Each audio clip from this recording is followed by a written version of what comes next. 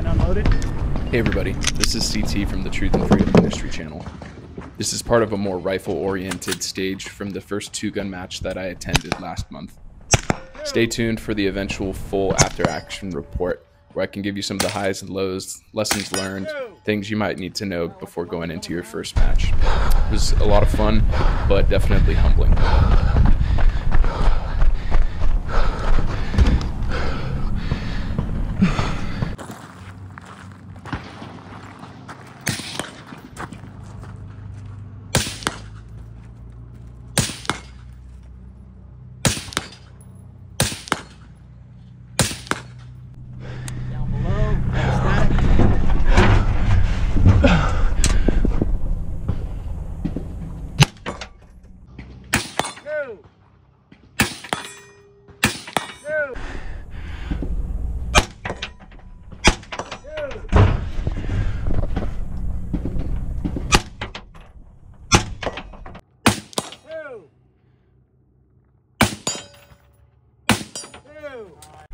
Good job.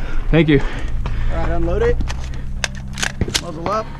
I'll take that from you, or you can